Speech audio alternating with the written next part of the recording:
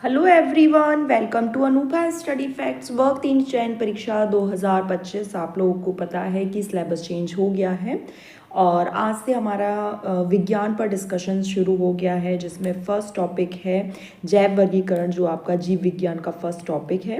इस पर मैं सेशंस लेकर आऊँगी और ये चूँकि थ्योरी सेशन है तो इसमें आप अपना फीडबैक देना मत भूलना कि आप एमसीक्यूज़ वाले सेशंस देखना चाहते हैं या फिर आप एमसीक्यूज़ वाले या थ्योरी, जो भी आप जिस तरीके के सेशंस देखना चाहते हैं, प्लीज़ एक बार मुझे कमेंट्स में ज़रूर बताना। तो चलिए फिर आज का सेशन शुरू करते हो। सेशन पसंद आए तो आप शेयर ज़रूर कर दीजिएगा, जो लोग वर्ग 3 की तैयारी कर रहे हैं। और नए सिलेबस पर आधारित है, टू द पॉइंट चलेंगे हम, बहुत ज़्यादा हौच पौच नहीं कि भाई यहाँ ये भी जो भी मुझे इंपॉर्टेंट फैक्ट्स लग रहे हैं मैंने वो आप लोगों के लिए नोट डाउन करे हैं। जैविक वर्गीकरण, तो सबसे पहले वर्गीकरण किसने करा? तो हिप्पोक्रेट्स और एरिस्टोटल ने जीवों को 2 समूहों में बांटा था। तो कौन कौन से समूह में? जंतु और प्लांट्स में। ठीक है, किस किस ने? ये आप नाम याद रखेंगे, हिप्पोक्रेट्स और एरिस्टोटल जी ने। एरिस्टोटल से आप क्या याद रखेंगे कि ये फादर ऑफ जूलॉजी हैं और फादर ऑफ बायोलॉजी भी हैं। अब इन्होंने जंतु को 2 भागों में बांटा या 2 वर्गों में बांटा, ई नाइमा और ए नाइमा। ए नाइमा आप ए फॉर एब्सेंट से याद रखेंगे, जिनमें लाल रक्त आरबीसीज जो होती हैं वो एब्सेंट होती हैं और यहाँ पर आरबीसीज प्रेजेंट होती हैं। थियोफ्रेस्टस को क्या कहा जाता है? तो फादर ऑफ बॉटनी कहा जाता है, वनस्पति विज्ञान के जनक कहा जाता है। इनकी किताब याद रख लीजिएगा, हिस्टोरिया प्लांटेरम। हो सकता है अपने वर्ग 3 में किताब वगैरह से भी क्वेश्चन पूछ लिए जाएं। जॉन रे से बहुत ज़्यादा इंपॉर्टेंट है, तो जॉन रे ने स्पीसीज टर्म दिया था। कौन सी बुक थी? तो हिस्टोरिया जनरलिस प्लांटेरम। हिस्टोरिया प्लांटेरम किसकी थी? थियोफ्रेस्टस की। और हिस्टोरिया जनरलिस प्लांटेरम किसकी थी? तो जॉन रे की। आधुनिक वर्गीकी, मॉडर्न टैक्सोनॉमी। टैक्सोनॉमी होती क्या है? तो चीज़ों को वर्गीकृत करना। तो इसके फादर कौन है? Carolus Linnaeus. आर्टिफिशियल क्लासिफिकेशन किसने दिया? कैरोलस लीनियस ने। इनकी 2 किताबों के नाम बहुत ज़्यादा इंपॉर्टेंट हैं, ये दोनों ही नाम याद रखना है। स्पीसीज प्लांटेरम प्लांट्स के लिए और सिस्टमा नेचुरी फॉर एनिमल्स के लिए। सिस्टमा नेचुरी में ही इन्होंने द्विनामकरण पद्धति के बारे में बताया था, बाइनोमियल नॉमेनक्लेचर। आगे हम बाइनोमियल नॉमेनक्लेचर पढ़ेंगे। 5 जगत वर्गीकरण किसने दिया? तो विटेकर ने दिया।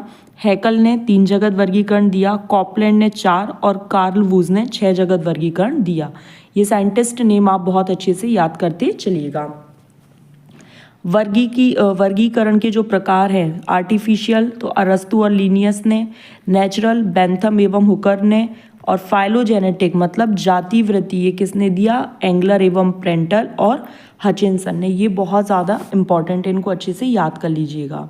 अब 2 किंगडम क्लासिफिकेशन के बारे में बात करते हैं, द्विनामकरण पद्धति के बारे में। जीनस और स्पीसीज, इसमें द्विनाम मतलब 2 नाम होते हैं। कौन कौन से? पहला जीनस और दूसरा स्पीसीज। पहला वंश का, दूसरा जाति का।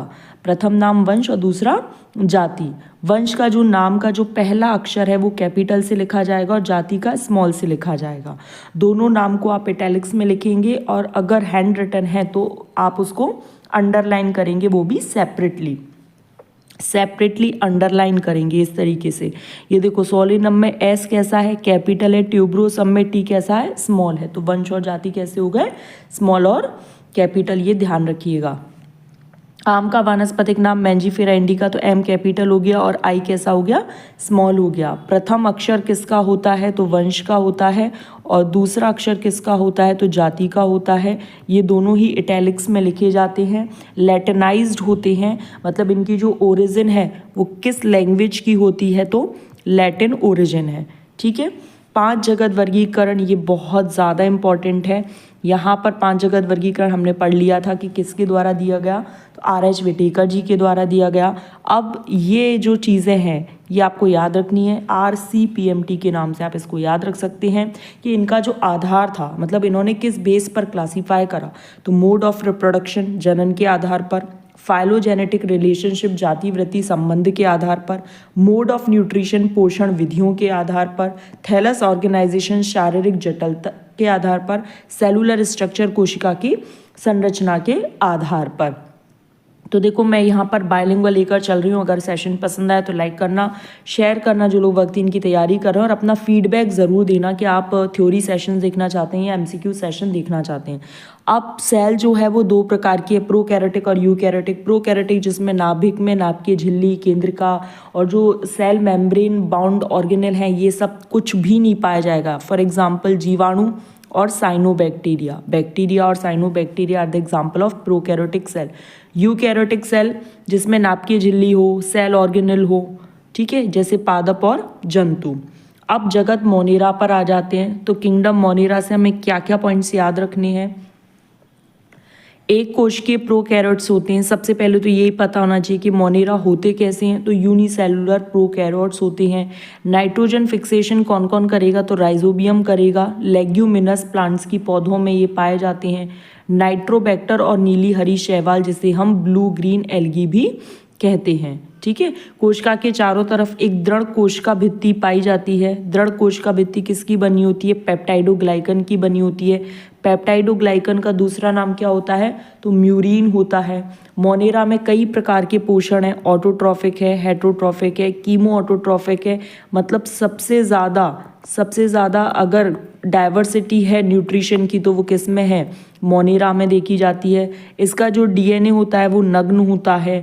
डीएनए के साथ हिस्टोन प्रोटीन नहीं पाई जाती।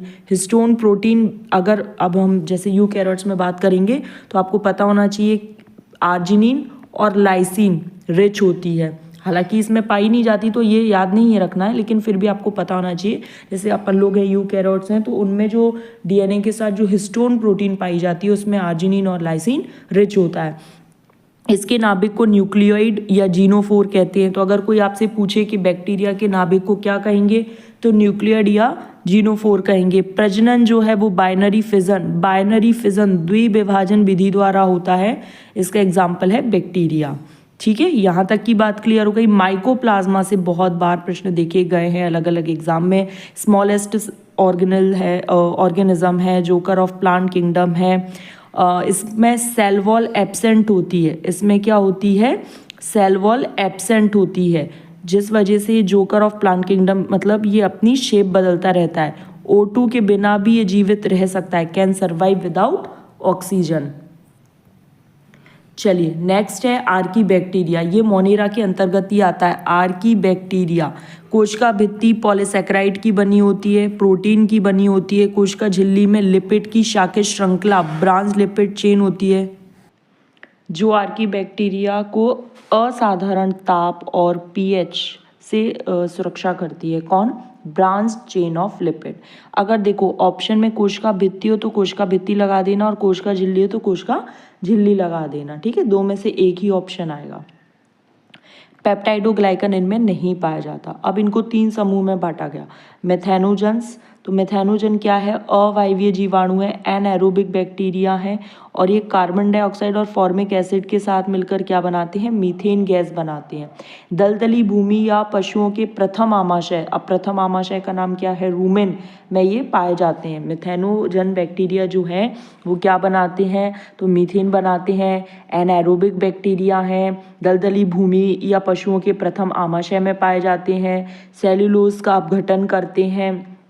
बायोगैस प्लांट में ये मीथेन पैदा करते हैं। Methanobacteria and methanococcus are the examples of मिथेनोजन्स।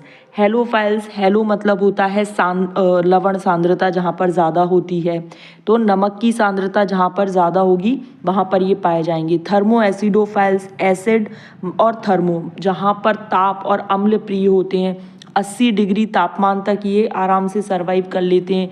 गंधक युक्त झरनों में, ये इंपॉर्टेंट है, गंधक युक्त झरनों में ये पाए जाते हैं। यू बैक्टीरिया, सामान्य बैक्टीरिया, नॉर्मल जो बैक्टीरिया है या जिनको हम ट्रू बैक्टीरिया कहते हैं वो यू बैक्टीरिया है। इनकी खोज किसने करी, तो ये वैज्ञानिक के नाम याद रखिएगा, Antony von Leeuwenhoek. Antony von Leeuwenhoek को फादर ऑफ बैक्टीरियोलॉजी कहा जाता है। बैक्टीरियोलॉजी जहाँ पर जीवाणुओं का अध्ययन किया जाता है। रॉबर्ट कॉच जो है वो जीवाणु जानवरों में एंथ्रेक्स रोग जो पैदा करते हैं उनके बारे में इन्होंने बताया था। जीवाणुओं के लक्षण सर्वव्यापी कॉस्मोपॉलिटन होते हैं। कॉस्मोपॉलिटन पॉलिटन होते हैं सर्वव्यापी होते हैं, एक कोशिकीय प्रोकैरियोट होते हैं, पेप्टाइडोग्लाइकन सेल वॉल में पाई जाती है, 70S टाइप का राइबोसोम इनमें पाया जाता है। जीवाणुओं में श्वसनांग, ये बहुत ज़्यादा इंपॉर्टेंट है, मीजोसोम पाया जाता है। अब मीजोसोम क्या है? ये प्लाज्मा झिल्ली के अंतर्वलन होते हैं। अगर कोई आपसे पूछे जीवाणुओं में श्वसनांग कौन सा है तो आप बोलेंगे मीजोसोम, और मीजोसोम क्या है? तो प्लाज्मा झिल्ली का अंतर्वलन है, ठीक है, इनफोल्डिंग्स ऑफ प्लाज्मा मेम्ब्रेन। अलैंगिक जनन एंडोस्पोर्स द्वारा होता है, लैंगिक जनन कॉन्जुगेशन विधि द्वारा होता है। अब बैक्टीरिया के टाइप्स भाई, तो कोकस ये स्फेरिकल ऐसे गोल होते हैं, इनमें फ्लैजला एब्सेंट होती है, बहुत ज़्यादा इंपॉर्टेंट, आप ऐसे याद रख लो, ये गोल मटोल से हैं, इनमें फ्लैजला एब्सेंट होती है। बेसिलाई रॉड शेप्ड होते हैं, स्पाइरल स्पाइरलम सर्पिलाकार, विब्रियो कॉमा शेप्ड होते हैं। तो यहाँ पर गाइज हमारा ये वाला सेशन कंप्लीट हुआ। आई होप आपको ये सेशन पसंद आया। अभी छोटा सा एक सेशन रखा है, एक डेमो क्लास टाइप का, तो उसमें आप अपना थोड़ा फीडबैक ज़रूर देना। आपके फीडबैक के ऊपर ही ये अगले सेशंस डिपेंड रहेंगे कि आपको कैसा सेशन देखना है, MCQs या थ्योरी बेस्ड। और इस बार पूरी कोशिश है बाइलिंगुअल लैंग्वेज यूज़ करने की। आई होप सेशन पसंद आया हो। और वर्ग 3 में जो भी साइंस से है उसमें बायोलॉजी और फिज़िक्स में डील करूँगी, कोशिश करूँगी कि मैं जितनी ज़्यादा आपकी हेल्प कर पाऊँ करूँ। चलिए फिर हम अपने नेक्स्ट सेशन में मिलेंगे। Thanks for watching this video.